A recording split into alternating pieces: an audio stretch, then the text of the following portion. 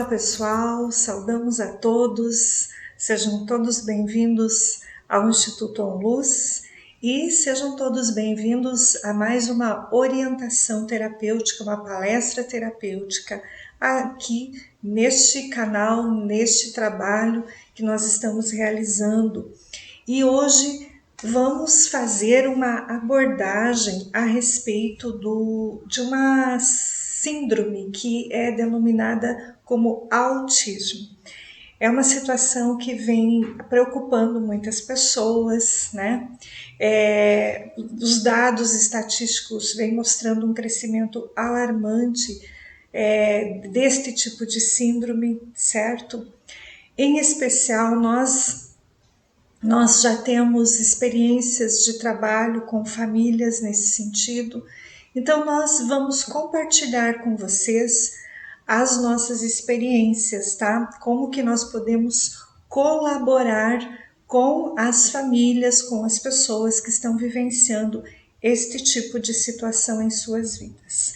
Então, nós colocamos este tema como, autismo na visão espiritual, uma grande prova de amor. E nós vamos explicar para vocês o porquê realmente estar vivenciando esse tipo de situação nas vidas das pessoas, né? Tanto na vida familiar, pessoal e também os profissionais que atuam nessa área, realmente o ponto principal é a frequência do amor, certo? Então, gente, sejam todos bem-vindos a mais um tema da neurociência e autoconhecimento dentro da abordagem de uma visão mais espiritual. Vamos lá, vamos ver aqui. Primeiro ponto, vamos trabalhar rapidamente alguns conceitos e algumas informações de ordem técnica. É importante a gente ter essa informação, tanto técnica do mundo da academia, dos estudos, da neurociência e outras áreas, para que a gente compreenda um pouco, né, como intervir também dentro do aspecto metafísico e espiritual. Vamos lá. Então, o transtorno do espectro autismo, que é o termo denominado, né, pela medicina, pelas áreas da saúde humana que atuam com esta síndrome, falam sobre isso, denominam esse termo, né? E esse transtorno, ele é, como vocês podem observar ali na lâmina, tá? Ele é um transtorno global de desenvolvimento infantil, neurobiológico e genético, ou seja, ele atinge partes da estrutura neurológica, parte da estrutura cerebral, e ele sim tem um fator genético bastante importante, para não dizer, segundo os estudos, ele é definitivo, ele é um dos fatores principais que desencadeiam este tipo de síndrome, tá? Um aspecto muito importante que a gente tem que observar. Normalmente, esta síndrome, ela se manifesta antes dos 3 anos de idade, ou né, até os 3, 4 anos, em média, os profissionais da área da saúde já conseguem fazer o diagnóstico. E esta síndrome, ela se manifesta, né, ela se prolonga por toda a vida. Até o presente momento, os estudos dentro da área da saúde humana alopática não encontraram a cura, eles encontraram o tratamento para ir as famílias e as pessoas que são acometidas dessa ou com esta síndrome conseguirem ir convivendo de uma maneira o mais saudável e equilibradamente possível, certo? Então é importante compreender isso. Segundo, outro aspecto importante que a área da saúde alopática aponta sobre a questão do autismo. Essa patologia, ela precisa trazer sofrimento, perturbações e prejuízo na vida das pessoas, tá? Então, daqui a pouco vocês vão ver algumas características básicas, né? Tem muito, a gente tem que aprofundar bastante, mas alguns pontos chaves, e talvez algumas pessoas vão olhar e vão dizer, nossa, mas eu tenho isso aí. Nossa, mas isso aí parece que eu também tenho, né? Não é bem assim, tá, gente? A gente pode ter alguns tipos de situações de ordem comportamental, emocional, mental, mas não necessariamente que prejudique a nossa vida. Então, é fundamental as pessoas compreenderem que a patologia da síndrome do espectro do autismo, né, o transtorno, ele precisa, além de ter vários aspectos a serem observados, né, no comportamento humano, esses comportamentos, todos os profissionais, né, e todo um trabalho de diagnóstico, eles afirmam que todos esses pontos, eles precisam trazer sofrimento para o ser humano. A pessoa sofre com aquilo constantemente, né? Trazem muitas perturbações de ordem mental e emocional, tá? Então, se você tem alguma, talvez, né, algum pontinho ali, pelo menos um pouquinho, né? E você achar que, nossa, mas será que eu tenho? Não, você vai ter que observar se isso traz um sofrimento intenso para a sua vida e você não consegue sair desse quadro. Sim, você deve buscar uma orientação médica especializada e fazer uma avaliação mais criteriosa, tá? Muito bem. Depois, um outro aspecto fundamental é avaliar a história sociofamiliar e a gravidez, né? O contexto como esta criança foi gerada. Que isso nós vamos falar na outra lâmina, quando eu for abordar a respeito de como nós intervimos nessas questões da situação do autismo e a sua questão familiar, tá? Outro aspecto muito importante, os estudos mostram que esta síndrome atinge mais meninos do que meninas, é de 4 para 1, então são 4 meninos e uma menina, né, que são atingidos por esta situação, tá? Então é importante a gente ter essa compreensão. Vamos para mais informações. Então, se esta patologia ela é de âmbito neurobiológico e genético, então vamos ver quais são as principais estruturas cerebrais envolvidas, segundo os estudos de neuroimagem da ressonância magnética, tá? Podem haver outras estruturas envolvidas, principalmente quando a pessoa que desencadeia a síndrome do autismo, né? Ela também tem outras comorbidades, como a gente fala, né? Existem outros tipos de patologia, outros tipos de transtornos envolvidos, certo? Então, podem ocorrer outras estruturas cerebrais que são prejudicadas, certo? Mas, de um modo geral, a estrutura que mais atinge o processo neurobiológico de uma criança, ou um jovem, um adolescente, ou até mesmo um adulto com a síndrome do espectro do transtorno do espectro do autismo, é a estrutura do sistema límbico. Vamos compreender um pouquinho por quê. Bom, esse aqui é o sistema límbico. Ops, passei a lâmina. Esse aqui é do transtorno aqui, ó. Aqui, essa é a estrutura, ó, tá? Então, esse aqui é o sistema límbico. O sistema límbico, ele é composto, né, pela estrutura cerebral do diencéfalo, tá? Muito bem. Porque o cérebro, ele é dividido em muitas estruturas. Então, no caso do sistema límbico, em especial, ele é dividido, então, pelo cerebelo, que fica aqui, né? Esse aqui é o cerebelo, conhecido também como cérebro antigo, ou então o cérebro dos reptilianos, tá? Também aqui concentra um número dentro da neurociência também se trabalha aqui. Aqui se concentram as informações do inconsciente, tá? Informações muito antigas, registros muito antigos do nosso inconsciente.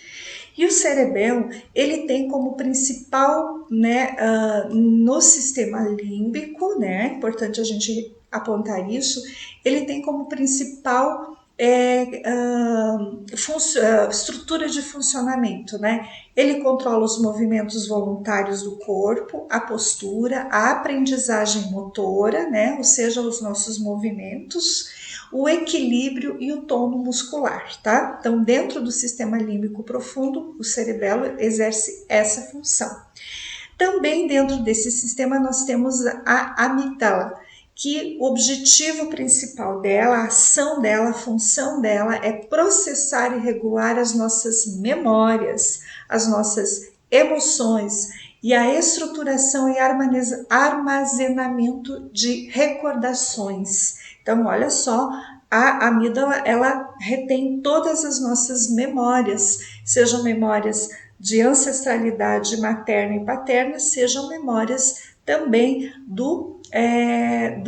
memórias do inconsciente também, aquelas memórias muito antigas, aquelas memórias que a gente não sabe que tem, mas elas existem, tá? Bom, depois tem a outra estrutura que é o hipocampo, né? O hipocampo ele fica aqui nessa região, então aqui, e é uma área muito importante também na memória e no aprendizado, tá? Ela consegue fazer, então, ela é dividido o hipocampo entre o cérebro do lado direito e do lado esquerdo. Do lado direito são questões mais de ordem cognitiva, mais de ordem de compreensão, a capacidade de uma compreensão mais abstrata da vida. E o lado esquerdo, ele rege mais o nosso lado racional, né? A razão. Então, o hipocampo ele ajuda a trabalhar esses dois lados do da nossa estrutura cerebral, tá? Depois nós temos o corpo caloso, né? Corpo caloso tá aqui. O corpo caloso ele fica nesta região aqui. Deixa eu pegar aqui. Corpo caloso aqui. Esse aqui. Isso. Tô sem óculos. O corpo caloso ele está aqui, tá? E aqui o corpo caloso ele é responsável também por permitir que os lados dos nossos cérebros, tanto o lado direito como o lado esquerdo, eles consigam se comunicar, consigam fazer uma interação, ou seja, eu estou vendo uma determinada situação, eu estou vivendo uma determinada experiência na minha vida e eu processo essa informação, eu racionalizo essa informação e eu compreendo essa informação, certo? Então, o corpo caloso ele é responsável por esse equilíbrio de racionalizar, compreender, certo? Depois nós temos o giro do cíngulo, tá? Essa estrutura dentro do sistema límbico profundo, tá? Ele controla também a agressividade, né? Aqui, aqui, ó, está aqui, tá? Aqui. Ele controla também as questões de agressividade, a questão de nós conseguirmos dar respostas emocionais à dor, né? Por exemplo, se eu estou com a minha mão no fogo, por exemplo, e essa mão começa a queimar, então, obviamente, né? Eu vou sentir dor. Então, o cérebro, o giro do cíngulo, ele tem essa propriedade, né? De nós reagirmos, né? Ter uma resposta de retirar a minha mão, porque a minha mão está queimando, né? E entre outras respostas em relação a qualquer dor, tá? O aprendizado, o giro do cíngulo também, ele nos possibilita o aprendizado através de experiências, tá? E ele nos ajuda a responder emocionalmente, né? A nós distinguirmos, a nós sentirmos, a nós termos as nossas emoções responderem em relação a odores e imagens, com memória de experiências agradáveis, ou seja, eu tô sentindo o cheirinho de pãozinho assando, é um exemplo, né? Então, ou de um bolo. Nossa, eu me lembro da minha avó que fazia um bolo assim, sabe? Então, é mais ou menos nesse sentido que mais ou menos não, é assim que esta estrutura dentro do sistema límbico profundo funciona para o nosso desenvolvimento, certo? Então, essas informações, elas são informações básicas para nós compreendermos que essa estrutura, ela é uma das principais que elas são envolvidas nas pessoas que têm o síndrome do espectro do autismo, tá? Ou o transtorno do espectro do autismo. Mas tem muitas outras também, conforme a situação clínica de cada pessoa. Vamos seguindo, certo, gente? Vamos lá. Vamos compreender mais um pouquinho como é que a gente faz um diagnóstico.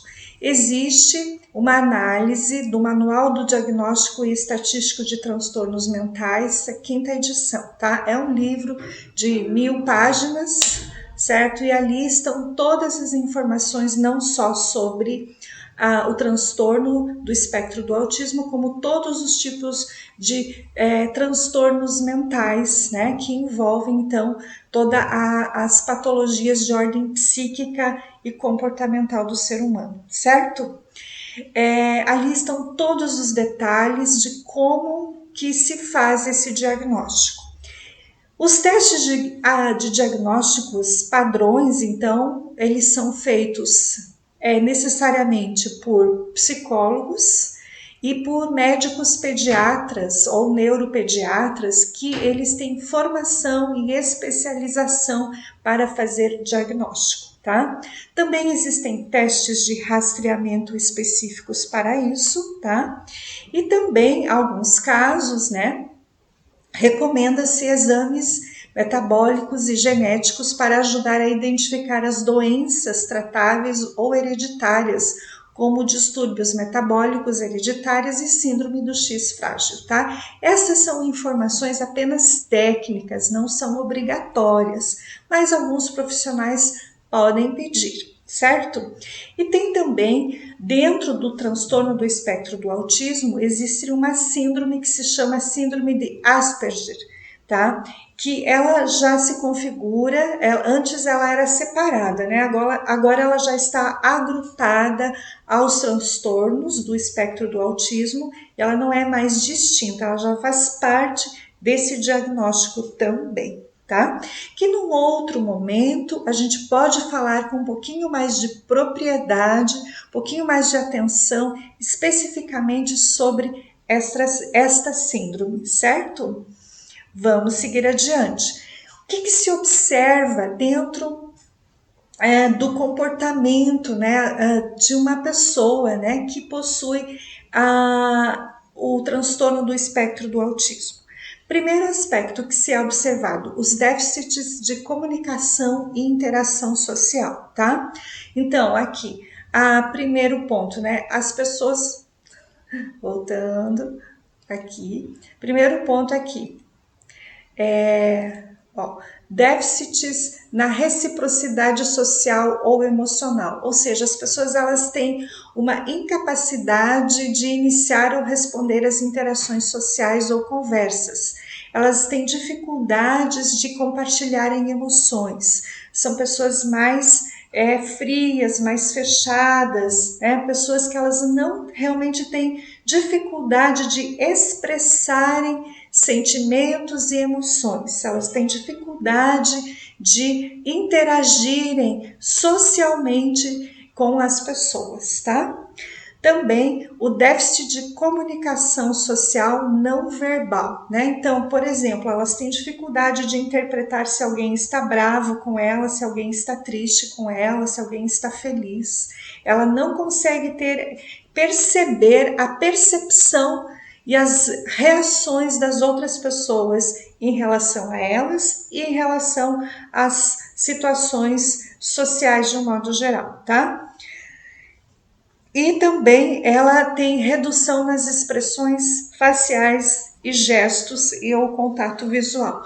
Ou seja, são pessoas que elas não expressam nenhuma expressão de alegria, de felicidade.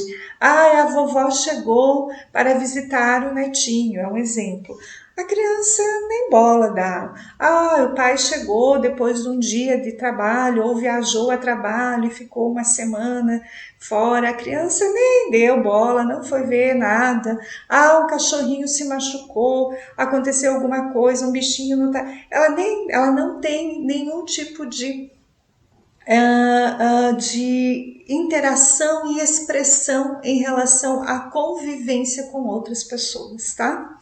E também ela dificilmente faz contato visual, ela não consegue olhar nos teus olhos, certo? Quando você está se comunicando, está sempre desviando o olhar, sempre para baixo, sempre para o lado, sempre distante, tá? Bom, vamos lá, vamos continuando. Déficits no desenvolvimento e na manutenção de relacionamentos. Aqui também é muito difícil, né, a criança estabelecer amizades, né? Claro, né, gente, que existem situações e situações, tá? Isso aqui são informações gerais. Existem crianças, existem jovens, adolescentes, adultos que têm alguns pontinhos ali, mas eles não chegam a ter dificuldades extremas. Aqui estamos falando para aquelas que têm dificuldades extremas, aquelas que são realmente isoladas, não querem contato com ninguém e têm muita dificuldade de se ajustar a determinadas situações na vida dela, né? Se ela tem que fazer alguma mudança para ela, tem que mudar o quarto. Nossa, não, hoje a gente vai pintar o quarto, nós vamos ter que arrumar assim diferente. Nossa, aquilo ali para ela é terrível fazer aquela mudança no cotidiano da vida dela, certo? Vamos seguindo então aqui. Vamos lá, deixa eu passar aqui a próxima, né? São apenas considerações gerais, tá, gente? Existe muito estudo, existem muitos profissionais bem capacitados que lidam só com isso. Eu estou trazendo aqui considerações gerais, porque o meu foco maior vai ser quando a gente for abordar sobre a parte metafísica, tá? Outras principais observações que a gente tem que ter sobre o transtorno do espectro do autismo, tá? Então, padrões repetitivos e restritos de comportamento ou interesses em atividades. Entre esses padrões, então, falas e movimentos estereotipados ou repetitivos, como agitar as mãos, estralar o dedo constantemente, a todo momento, né? Frases idiosincráticas ou ecolalia, por exemplo, alguém diz assim: hoje está chovendo muito, e aí a pessoa diz: chovendo muito. O gatinho ele comeu bastante comidinha hoje, comeu comidinha hoje. Ele sempre repete, tá? O final da frase, ele fica ali, ele vai repetindo, sabe o que você vai falando, certo? São exemplos. Adesão inflexível a rotinas e ou rituais. Então, por exemplo, é uma pessoa que tem muita dificuldade, praticamente assim, olha, é um terror para essas pessoas ter que mudar, né, a rotina da vida delas, mudar o horário, mudar certas atividades, rever certos comportamentos. Às vezes precisa, né? A rotina da nossa vida muda, a dinâmica da nossa vida muda. Então, para essas pessoas é algo assim, é um sofrimento extremo, tá? Então, elas sofrem muito com isso, tá? Tem dificuldades, né? Para fazer pequenas mudanças nas refeições, roupas, tem rituais de saudações estereotipadas, ou seja, elas têm aquela forma de se comunicar e é sempre daquela forma, né? Elas nunca mudam o jeito delas, né? Elas sempre querem vestir, de repente, a mesma camisa, o mesmo tipo de camisa, o mesmo tipo de tecido, o mesmo tipo de cor, né? Então, elas têm realmente bastante dificuldades para isso. Interesses muito restritos, anormalmente fixos, tá? Então, por exemplo, elas o autor ali deu preocupação com aspiradores de pó, é um exemplo, né? Então, às vezes a pessoa se preocupa com coisas que não tem a menor importância, mas para aquela pessoa, aquela situação é extremamente estressante, extremamente sofredora, algo que para nós aquilo não é um sofrimento, mas para ela é extremamente sofrido. Ou como diz ali, né, o autor desse material, desse artigo, a pessoa tem um medo, tem um pavor, um transtorno enorme quando se liga ao aspirador de pó. É um exemplo, tá? Outra característica, reação exagerada ou falta de reação a estímulos sensoriais, tá?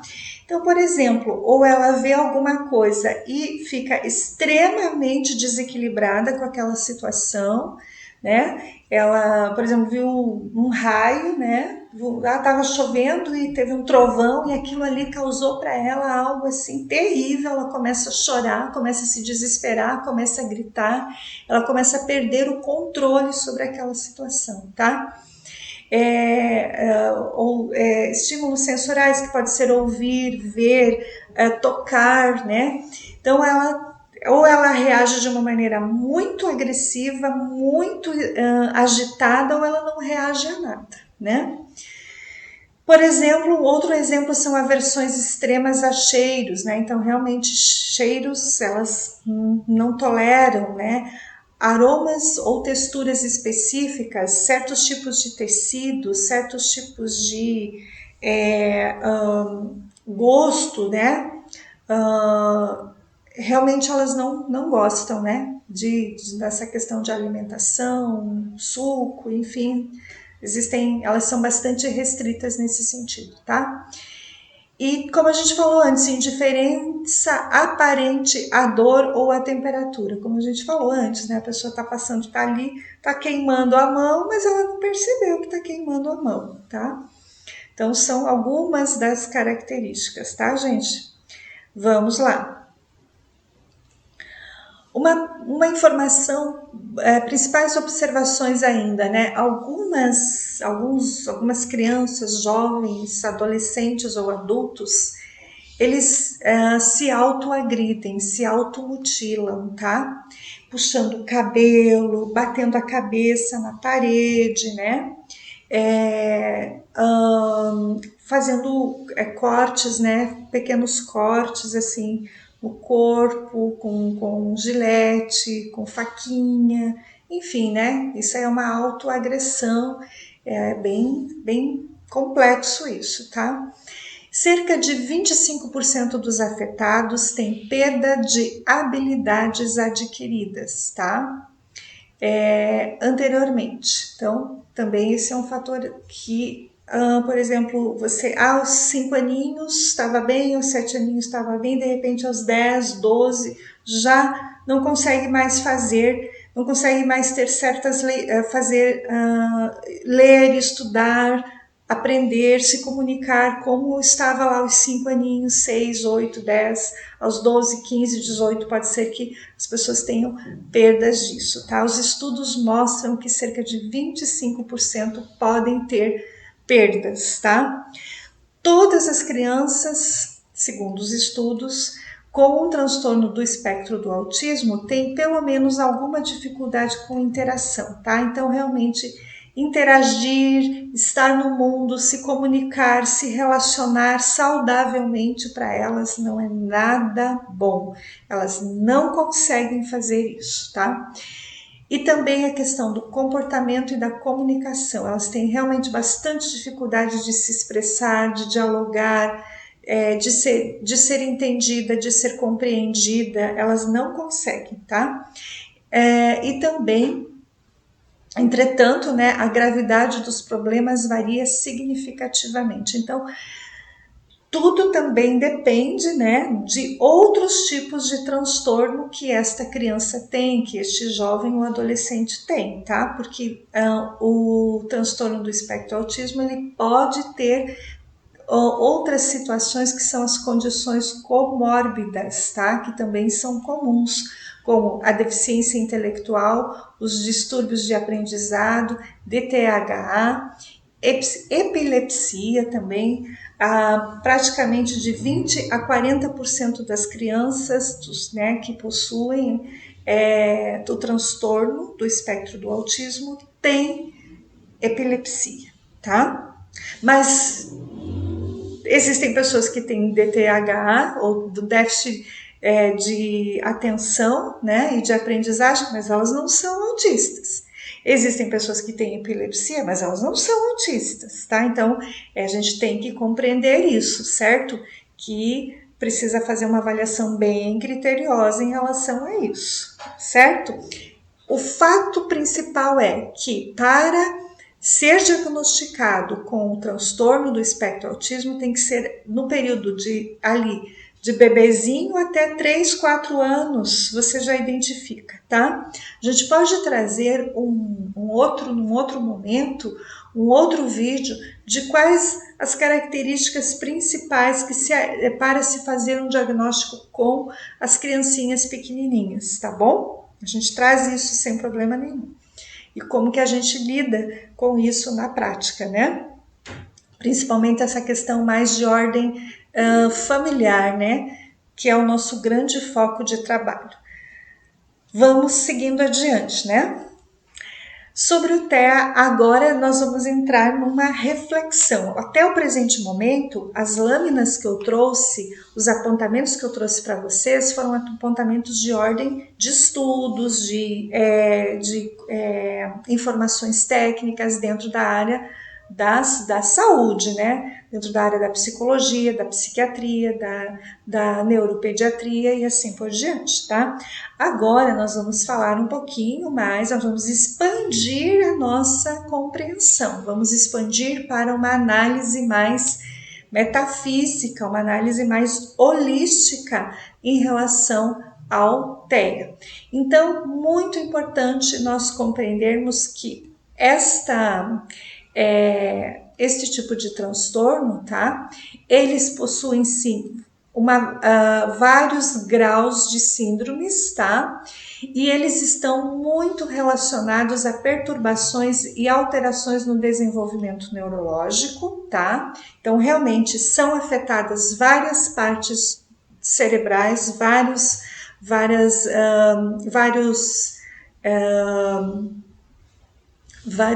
aspectos dentro do funcionamento e da estrutura cerebral, tá?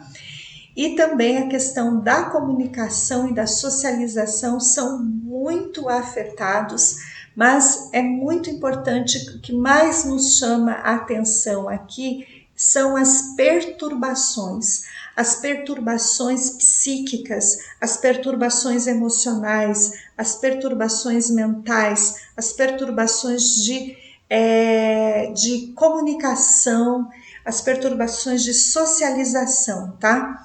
Então, esse é o ponto que mais nós temos que prestar atenção, tá?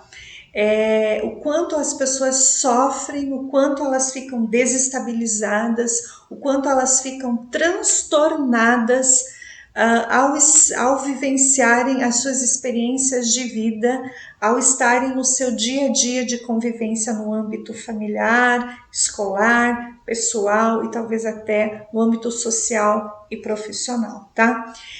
Outro ponto que nós temos que começar a expandir a nossa consciência é o termo espectro. Vamos olhar com um pouco mais de atenção esse termo aqui, espectro. Na etimologia, ou seja, a origem da palavra espectro, esta palavra ela deriva do latim spectrum e ela tem um sentido de aparência, aparição, fantasma. É uma imagem incorpórea de alguém falecido, fantasma, aparição, visão, espírito. Também representa a presença que pode causar sofrimento, ameaça de perigo, né? Por exemplo, a pessoa dá um exemplo assim, o país estava ameaçado pelo espectro da fome, é um exemplo, tá? Que a pessoa que trouxe ali no livro que eu pesquisei. Então, olha só, primeiro ponto que nós temos que expandir a nossa consciência para um processo de autoconhecimento e compreender essa questão do transtorno do espectro do autismo, tá? Ou do espectro autista, nós temos que compreender a palavra, a origem espectro. E esta palavra, ela não é boa, não. Energeticamente, ela representa isso aqui. Representa sofrimento, representa perigo, representa forças espirituais, forças energéticas, presenças não físicas. Não, ela é uma presença, é uma energia, é uma presença metafísica, vai além da física. Então, primeiro ponto para nós tratarmos a origem do ponto de vista energético, emocional, metafísico e espiritual é nós compreendermos a origem disso. Então, espectro é algo realmente ruim, negativo, é algo que vem do além, é algo que não é físico, mas ele pode gerar muito sofrimento. Ele é sim um termo que neste caso se aplica à física, se aplica ao momento físico. É uma situação de ordem energética, é emocional, é astral e ela se manifesta no físico. Não é visto, mas é sentido. Não é materializado, mas é percebido. Ele é percebido por quem vive este tipo de síndrome. Então, aqui o primeiro ponto para nós tratarmos a questão do transtorno do espectro do autismo é nós considerarmos as experiências emocionais, espirituais desta criança e da família que ela está inserida, certo? Então, sim, é um fator também de ordem da alma, é um fator também de ordem do espírito, é um fator também de ordem de energias do corpo emocional e do corpo astral desta criança e das famílias e dos cuidadores que estão envolvidos, certo? Então agora é importante a gente ter esse entendimento, tá? Desse conceito. E agora nós vamos apontar, né, como é que a gente vai lidar, como é que a gente lida com essa questão na prática, tá? Então, o primeiro ponto, o autismo e a visão metafísica. E aqui eu quero apontar para vocês uma consideração muito importante, tá? Essas informações também elas estão registradas neste livro, Crianças de Asperger, as origens do autismo na Viena nazista, da autora Edith Schaeffer, tá? Este é um livro que ele trata de um médico que ele fez experimentos com crianças, tá? E nesses experimentos ele tirou a vida de mais de 10 mil crianças, tá? Então, esse é um ponto, está relatado em um livro. Então, o primeiro, a origem emocional, astral, o espírito, a alma desta criança está prisioneira dentro desta realidade espiritual, tá? Primeiro, a criança ela está com partículas espirituais passando por experimentos genéticos nos laboratórios da rede neural nas realidades paralelas da Terra. E entre esses laboratórios estão os laboratórios da Segunda Guerra Mundial de Hitler na Alemanha, ou seja, para as pessoas que têm abertura para compreender que nós somos alma, que nós somos espíritos, que nós temos realidade astral, que nós temos um corpo astral, um corpo emocional, que comumente a literatura dentro da visão espiritual, dentro da visão espírita, dentro da visão metafísica, utiliza o termo vida passada, né? Utiliza esse termo. Nós temos que compreender que sim, uma parte considerável dessas crianças possuem memórias de vidas passadas, memórias de realidades espirituais em experimentos genéticos nesses laboratórios da rede neural, conectados principalmente com a Alemanha no período de Hitler. Bom, gente, e existem muitos artigos que vocês podem pesquisar, existem livros que pesquisam sobre os horrores que aconteceram com as almas que foram submetidas a experimentos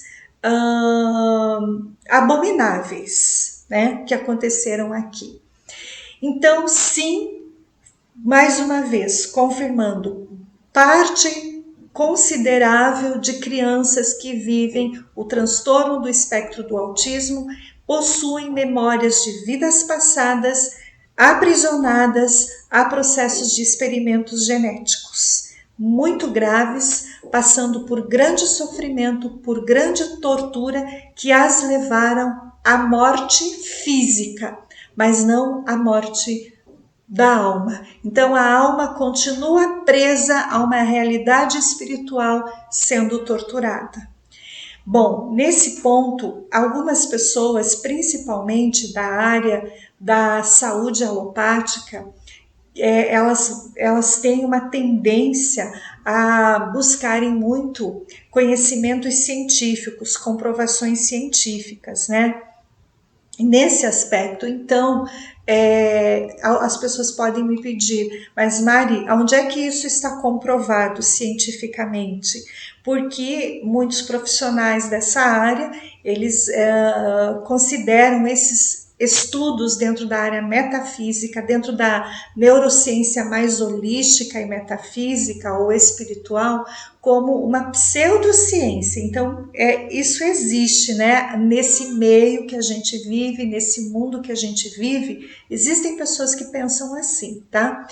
Bom, e eu diria para vocês assim, que vocês têm o direito de pensar isso, quem pensa isso, né? Vocês têm o direito de pensar isso, mas acontece que estas informações que nós estamos trazendo para todos aqui, essas informações elas foram acessadas, então, neste livro aqui, né, que está aqui exposto.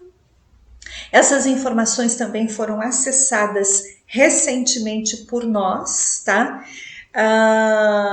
Por mim e por Margarete, nos momentos de meditação, nos momentos de orações, nos momentos onde a gente transcendeu a nossa consciência e nos momentos que nós realizamos doação de energia para a cura planetária e humanitária, porque nós temos sim este tipo de trabalho dentro do Instituto ONLUS. E durante 3 vezes por dia, entre 5h30 e 6 da manhã, 13 horas mais ou menos da tarde, e após as 21h30, 22 horas, nós sempre entramos em estado de meditação e orações. Todos os dias, certo? E esse trabalho ele é feito já há muitos anos por nós. E estas informações que eu estou trazendo desses experimentos aqui, tá? Essas informações foram acessadas nesses momentos de oração e de resgate e de cura espiritual, de cura planetária e humanitária, certo? Bom, então nesse sentido, esse tipo de informação a gente tem vários livros do autor José Trigueinho Neto. Quem quiser pode acessar os materiais dele, ele tem uma vasta literatura mostrando sobre o desenvolvimento da consciência e da inteligência espiritual, de uma consciência metafísica, de uma consciência que transcende a matéria, ou seja, de você acessar as informações da origem dos problemas, que as pessoas têm a partir dessa transcendência da consciência, que é um nível de desenvolvimento emocional, mental, espiritual, que todos os seres humanos têm capacidade para acessar. É uma questão de desenvolvimento do seu processo interno, da sua inteligência emocional e da sua inteligência espiritual, tá? Então, é bem importante a gente apontar isso, tá? Que estas informações que eu estou trazendo, além desse material que está exposto ali, tá? Também existem outros, mas foi principalmente acessado. Eu só fui acessar esse livro quando eu acessei essa informação, eu e Margarete, quando nós acessamos nos momentos de doação de energia, porque senão eu não tinha acessado a essa informação ainda, tá? Eu não sabia que existia esse livro. Eu só fui saber depois que nós acessamos numa meditação e numa oração, e várias orações e meditações, como eu falei agora há pouco, para curas espirituais, para a cura do planeta. Certo, gente? Que esse realmente é um trabalho que a gente faz ali. Então, a partir daí, eu obtive essa informação, eu comecei a pesquisar, então, e me deparei com esse livro, com estas situações ali bem delicadas, tá? Então, sim, gente, existe isso, essa é uma informação interna, essa é uma informação que eu acesso e muita gente pode acessar, talvez muita gente acesse, mas não sabe que está acessando essas informações de realidades espirituais, por não ter o entendimento, por não saber como lidar com isso, por achar que isso é uma criação, é uma ilusão, é uma alucinação. Tem gente dentro da psiquiatria mais tradicional, eles vão dizer que isso é uma alucinação, tá? E não é. São acesso a uma informação metafísica, vai além do mundo físico. É uma transcendência, você transcende a consciência do conhecimento físico e vai para o conhecimento espiritual, o conhecimento astral, o conhecimento energético, tá, gente? Então, para os profissionais da área da saúde mais alopática, que tem as suas restrições em relação a esse tipo de informação, a esse tipo de conhecimento, nós compreendemos vocês. E assim, nós sabemos que existem sim muitas pessoas que não são sérias, muitas pessoas que são charlatães, né? Como dizem no ditado popular aqui, pessoas que enganam, pessoas que se aproveitam do sofrimento das pessoas, né? Realmente isso existe, tá?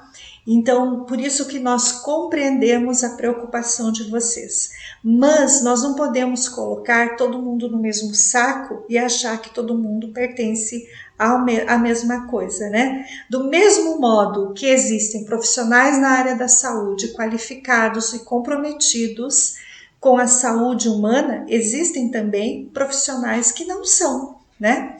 Que estão ali para se aproveitar e crescer financeiramente, profissionalmente em cima do sofrimento dos seres humanos. Isso tem em todas as áreas, tá? E nessa área, aí é uma questão religiosa, uma questão de fanatismo, é uma questão de charlatanismo mesmo, tá? Então, sim, existem pessoas que, infelizmente, têm essa prática lamentável e que prejudicam o trabalho de muitas pessoas sérias, idôneas e realmente voltadas para o bem, certo? Então, é importante a gente considerar isso nessa colocação que nós estamos fazendo, tá? Porque sim, parte das pessoas fazem coisas erradas, e a gente já está falando isso há muito tempo. Quem acompanha o nosso trabalho sabe o quanto eu e a Margarete nós alertamos as pessoas para elas terem cuidado nos lugares espirituais, religiosos, místicos, esotéricos aonde elas vão, porque sim, existe um número muito significativo de pessoas desqualificadas que mais vão prejudicar do que ajudar as pessoas. Mas existem pessoas que têm uma missão. Existem seres humanos aqui que têm uma missão que vai além da física, tá? O conhecimento da medicina é importante, o conhecimento da psicologia, da psiquiatria, de todas as áreas para ajudar essas crianças, para ajudar esses jovens, esses adolescentes, é muito importante, tá? Mas também o conhecimento metafísico, o conhecimento que transcende o físico, feito por pessoas que têm missão. É missão de alma, é missão divina, é compromisso com a verdade, com o amor, é o compromisso com o amparo à humanidade sofrida que ela vem vivendo transtornos há muitas vidas, tá? Então, sim, esse é o nosso comprometimento. Acho que é importante a gente fazer essas considerações, né? Quando a gente diz sim, nós acessamos essas informações, sim, então a parte espiritual, uma das principais é esta que acabei de mencionar para vocês, ok? E também é importante considerar uma outra informação que também acessamos nas nossas orações e meditações, que uma parte das crianças e das pessoas que têm o transtorno do espectro do autismo passaram por sacrifícios humanos, passaram por rituais de magia negra através de seitas e ordens espirituais, tá? Infelizmente isso existe também, tá? As pessoas não gostam de falar sobre isso, as pessoas negligenciam isso, as pessoas não acreditam nisso, né? Mas existe essa realidade, tá? Então, esta é outra informação, tá? Que muitas dessas crianças possuem partículas espirituais, possuem suas vidas espirituais aprisionadas a esta situação perversa. Outro tipo de informação que nós acessamos também através de memórias de vidas passadas, através de memórias de transcendência de consciência e também através de atendimentos. Aqui também, tá, gente? Aqui também nós atendemos já famílias, nós também já atendemos pessoas que já fizeram isso aqui, sim, tá? Já fizeram isso aqui também, certo? Essa é uma realidade que a gente já teve contato com pessoas que tiveram familiares, que tiveram pessoas conhecidas, que tiveram vínculos com pessoas que lidaram com isso, certo? Então não é só de ordem extrafísica e metafísica, não. Também aqui a gente já vivenciou esse tipo de experiência. E também já vivenciamos isso aqui, ó, violência física nas crianças por parte de seus pais ou de seus cuidadores ou de seus familiares, tá? Onde causaram lesões cerebrais em crianças. Isso é um processo kármico muito intenso. E essas violências tanto aconteceram no aqui e no agora, como também aconteceram numa outra vida, numa outra época, num outro tempo. Violências ao extremo que chegaram inclusive a tirar a vida dessas crianças. Então, é algo grave, é algo kármico e é algo que precisa ser curado, tá? Outro processo muito importante é nós compreendermos que o autismo, dentro da visão metafísica, gera, sim, processos obsessivos, processos intensos e também pode vir a desencadear processos de esquizofrenia e alucinações, tá? Mas essas alucinações, vocês precisam compreender que a criança que está vendo, que está sentindo, que está percebendo, ela está com o seu campo, os seus corpos emocionais, astrais, espirituais, os seus corpos que compõem a sua anatomia da alma, que acopla ao corpo físico, esses corpos estão completamente despertos e eles estão vivendo a realidade de sofrimento que eles viveram lá na Segunda Guerra Mundial, que aconteceu há uns anos atrás, uma atrocidade e um crime irreparável aqui para a Terra, tá? E elas ainda estão vivendo. Então elas foram crianças quando elas viveram essa experiência aqui, certo? E hoje elas são crianças também, estão encarnando muitas dessas crianças novamente, tá? Para um processo de uma grande cura espiritual. E é aqui que nós entramos. É aqui que nós trabalhamos positivamente esse tipo de cura. Vamos apontar para vocês como que nós aqui no Instituto OnLuz podemos colaborar com a medicina, com a psicologia, a psiquiatria e outras áreas importantes que estão cuidando dessas crianças. Bom, dentro do tratamento alopático, sim, precisa ser feito por uma equipe multiprofissional, como nós já apontamos. Mas e daí, gente? E para aquelas pessoas que têm dificuldades econômicas, dificuldades financeiras? Porque tratar com equipe multiprofissional exige também recursos financeiros, tá? E aquelas pessoas que não têm isso? Como é que faz isso? Então, ali é uma questão que eu trago para todos vocês, para todos nós, porque me parece que isso precisa ser dado uma atenção por todos. Pessoas comprometidas com a vida, pessoas comprometidas com amor ao cuidado do outro, precisam dar atenção para isso. E eu acredito que os profissionais da área da medicina, da psicologia, enfim, todas essas áreas, como eu aponto ali, fonoaudiologia, terapia ocupacional, neurologia, pediatria, eu vejo que isso também é uma situação voltada para a saúde pública também, tá? É algo que precisamos dar atenção também. E no nosso caso, como que as terapias integrativas podem ser trabalhadas? E lembrando, as terapias integrativas feitas por pessoas que têm missão de alma para fazer isso, tá? E não terapias integrativas que as pessoas fazem isso porque elas querem sucesso, elas querem dinheiro, elas querem fama e elas não têm comprometimento com a vida, tá? É muito importante nós apontarmos e deixarmos bem claro isso. Isso não é de agora que a gente está falando isso. Nós já estamos fazendo essa reflexão há muito tempo com todas as pessoas, tá? Então vamos lá, gente. Como que nós aqui podemos tratar, podemos colaborar com os profissionais da área da saúde? Primeiro aspecto que a gente vai quando uma pessoa chega para nós, né?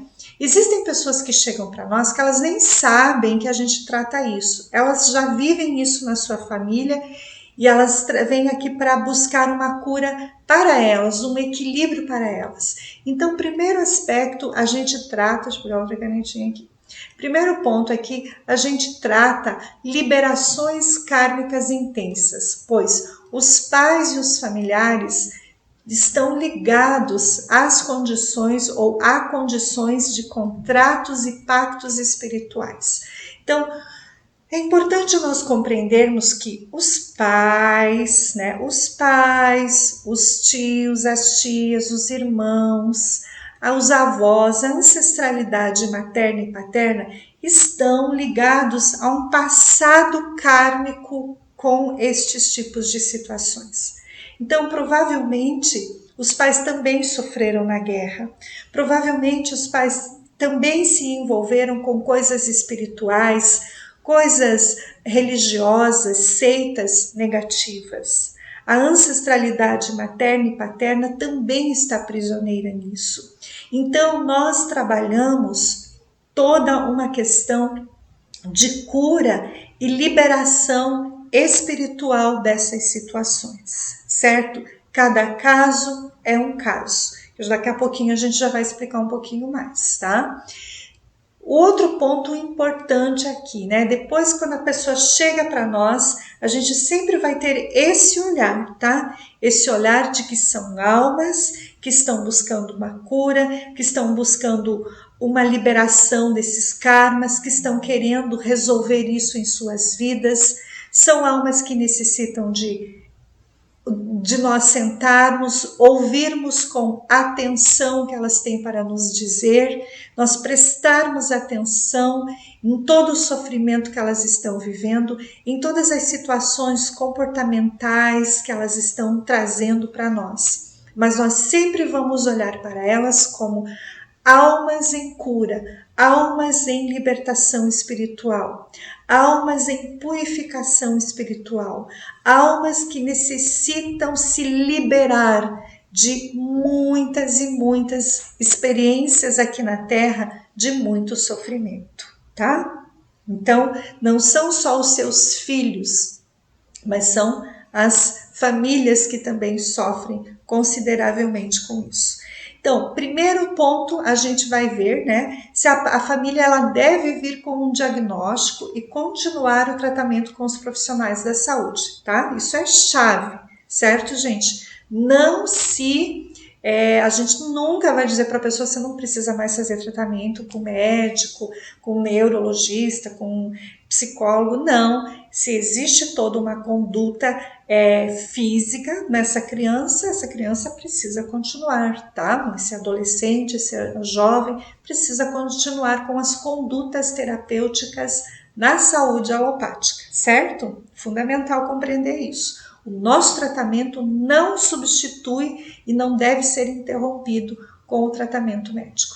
Segundo ponto, faça um levantamento da história sociofamiliar. O que a gente trabalha aqui?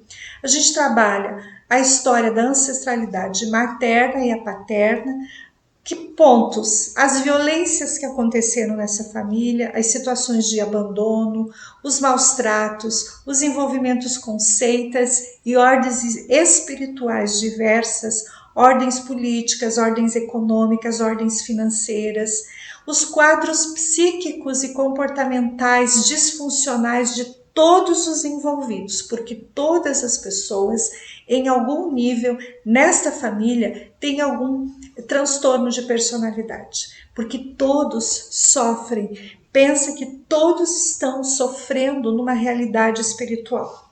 No próximo mês, eu vou trazer uma orientação específica sobre a terapia de família com as pessoas que vivenciam não só a síndrome ou o transtorno do espectro do autismo, mas outros tipos de transtornos de comportamento, tá?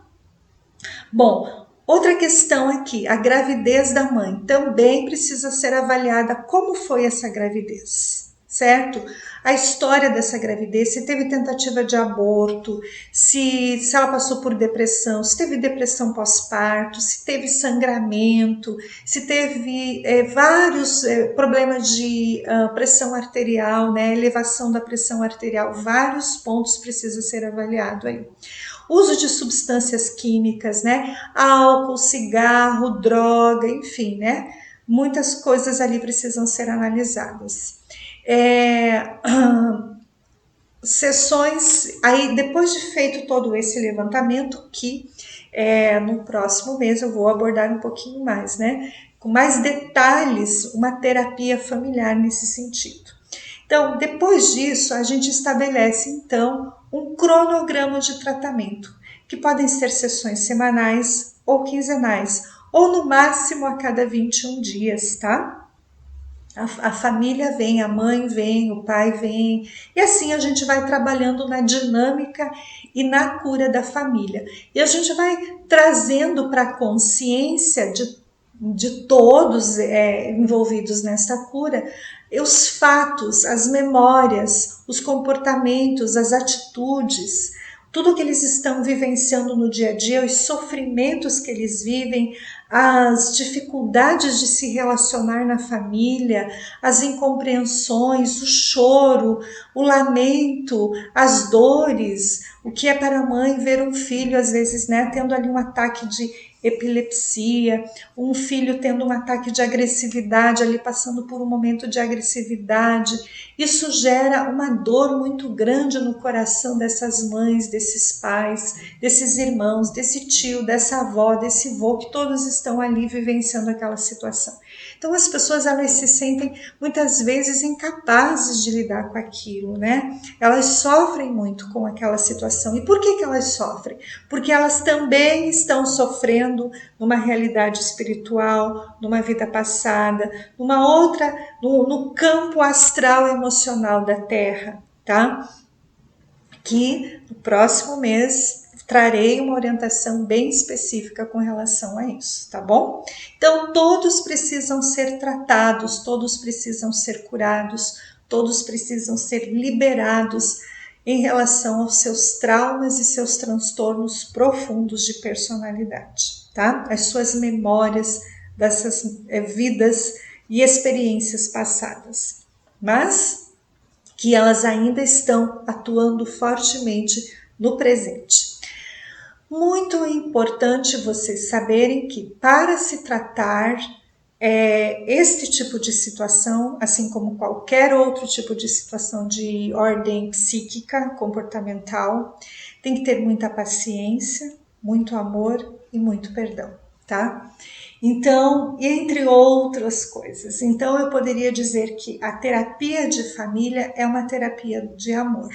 A terapia para um transtorno do espectro do autismo é a terapia do amor, é a terapia da paciência, é a terapia do perdão. Precisa trabalhar muito o perdão entre a família, entre os membros da família. Precisa trabalhar o perdão com todas as pessoas e situações que esta criança está envolvida, passando por traumas, passando por torturas profundas.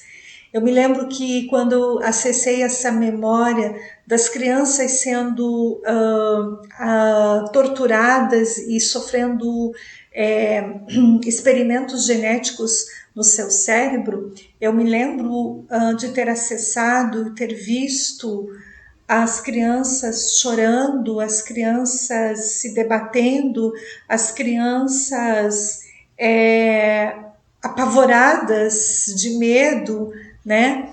E ali naquele momento eu projetei amor e perdão para todos os soldados, para todos os médicos, para todos os enfermeiros, para todas aquelas pessoas que estavam ali fazendo aquilo com aquelas crianças, fazendo aquelas barbáries, né? O porquê eles fizeram isso, bom, isso aí com o tempo nós vamos compreender, né? Embora a gente já saiba algumas coisas, a gente pode trazer num outro momento uma orientação um pouco mais precisa sobre isso. Quem quiser pode entrar em contato conosco e compartilhar, né, essas informações. Se o teu coração sentir que deve compartilhar, compartilhe, tá? Mas naquele momento ali, como eu falei agora há pouco, então se trabalhou muito e durante as sessões de terapia, principalmente no momento da terapia do Reiki On Luz, que trabalha esta libertação espiritual profunda desse nível de consciência, desse estado de consciência das pessoas. Então ali tem que se projetar muito, muito, muito amor. Mas é um amor de Deus, é o amor puro de Deus, que é um amor que aqui na Terra nós ainda estamos aprendendo a ter, nós estamos recebendo os primeiros raios desse amor. Então, compreendam que uma cura neste nível, tá? Ela se faz com forças divinas da luz, forças divinas supra-humanas e imateriais, tá? Bom, e nesse sentido, então, como é que a gente cura isso. Por exemplo, ai Mari, eu não tenho acesso ao seu tratamento. Quem quiser pode entrar ali no nosso site, né? www.institutoonluz.com.br. Veja, entre ali nas terapias, conheça a proposta e veja ali se o teu coração sentir e você tiver a vontade e quiser trabalhar no nível metafísico, nós podemos colaborar com você. Mas podem ocorrer pessoas ali que não vão querer fazer, ou então elas não têm ainda os recursos, mesmo que os nossos pagamentos são valores acessíveis, né, comparado ao que existe por aí, né, às vezes a pessoa está passando por um momento mais difícil financeiramente. Então, como que eu posso fazer, Mari? Olha só, eu me identifiquei com isso que você falou, eu acredito no que você me falou, do que você expôs aqui, e faz sentido isso para mim, e eu sinto que é isso mesmo, mas nesse momento eu não estou tendo recursos para fazer, eu estou passando mais adiante, eu vou me organizar, vou fazer, não tem problema nenhum. Como que eu posso fazer para começar a tratar isso? Então eu vou dizer para você como que você vai fazer. Todos os dias, entre 5 e 6 da manhã, 5 e meia e 7 e meia da manhã, entre 5 e 7 da manhã, em resumo, tá? À 1 da tarde, da 1 às 2 da tarde, e das 21h30 às 22 horas, até às 23 horas, em média, todos os dias nós estamos em oração. Você se coloque em oração, você converse com Deus. O que é se colocar em oração? Você vai sentar lá na tua casa, você vai acordar de manhã cedinho, você vai sentar ali na tua cama, ou você vai ali para o sofá da sala, tu vai ficar num lugar que tu pode tirar alguns minutos e tu vais mentalizar as forças divinas da luz. Tu vai mentalizar a hierarquia dos anjos, dos arcanjos. Tu vai chamar pela presença divina de Mãe Maria, Mahindra, que é uma energia superior de Maria. Tu vai chamar pela presença do Senhor Jesus Cristo ou de Cristo Samana, que é uma energia superior de Jesus.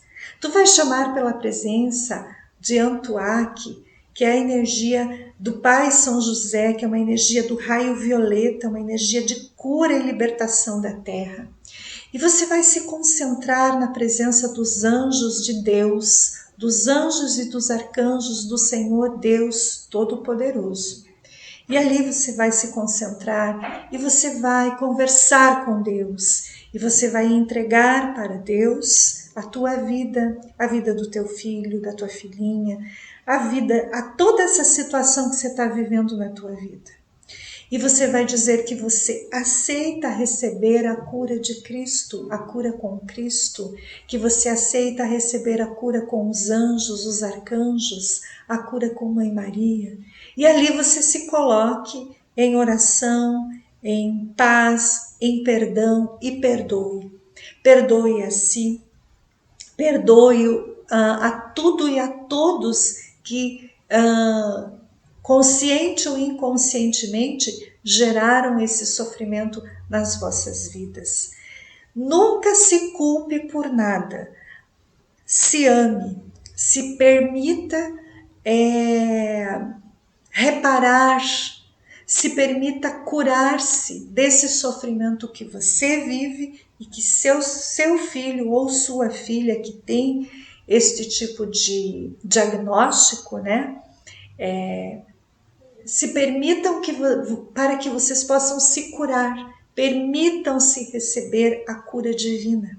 Continuem a cura humana, continuem as terapias tradicionais, mas permitam também que as forças divinas de Deus os curem, os libertem da origem deste problema. E a partir disso você mentaliza essa luz e vai pedindo permissão, vai permitindo, melhor falando, que a autoridade de Cristo Jesus cure as dores da alma sua, do seu esposo, do seu filhinho, da sua filhinha, da sua família, as dores da alma que você carrega há muitas vidas e que você quer se liberar disso, certo? Acesse também as meditações, se você quiser, no canal do YouTube, que nós temos várias meditações e ali você pode fazer essas meditações também, tá? E persista nessa cura, confie, porque este tipo de cura só acontece mediante a intervenção dessas forças superiores, tá? Nós fizemos acompanhamentos com algumas famílias que vivem essa situação. E nós temos resultados muito importantes, muito significativos, tá? A solução, a melhoria do quadro clínico das crianças, dos jovens ou adolescentes melhora consideravelmente. A paz, o equilíbrio, a harmonia, a tranquilidade, a leveza, a confiança, a alegria parece que volta ao lar, né? Quando a família se une num trabalho também de uma cura espiritual em relação a essas questões que nós abordamos agora há pouco, tá? Muito importante todos compreenderem que este tipo de cura é para desenvolvermos o amor e o perdão. Jamais é para nós focarmos na culpa, na tristeza, no medo, na raiva e assim por diante, tá? É sempre focar nos ensinamentos de Cristo Jesus. Para nós do Instituto Onlus, por mais que nós temos formação acadêmica dentro da área social, dentro da área de comportamento humano, dentro da área da neurociência e assim por diante, né? Da homeopatia, que a Margarete também tem. A Margarete pode auxiliar nesse sentido, ela vai gravar um vídeo também sobre isso.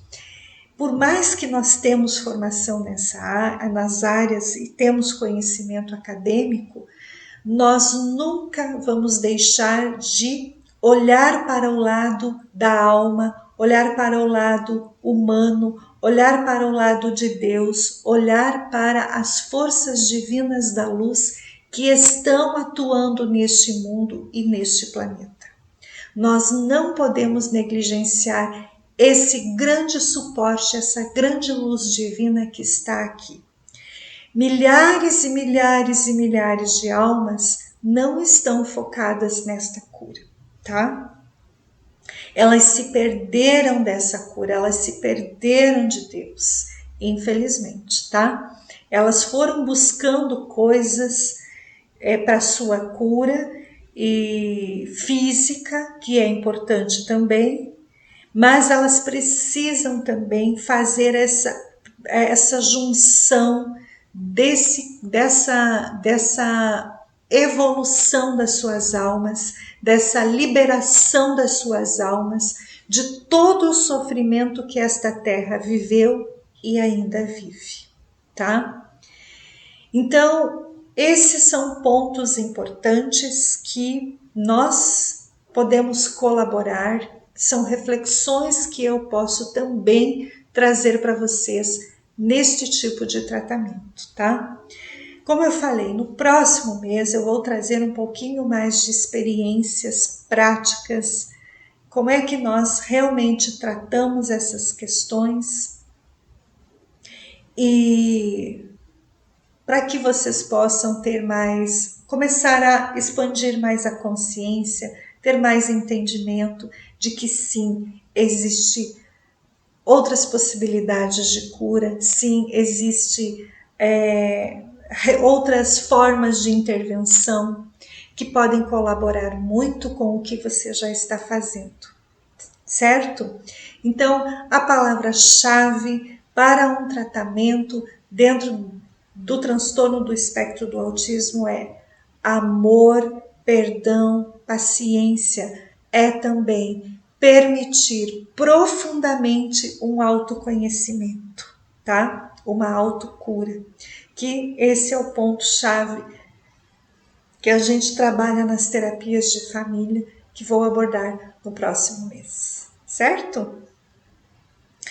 Bom, espero realmente ter colaborado com vocês, né? Porque eu sei que é bastante complexo essas questões, mas nós precisamos tratar isso.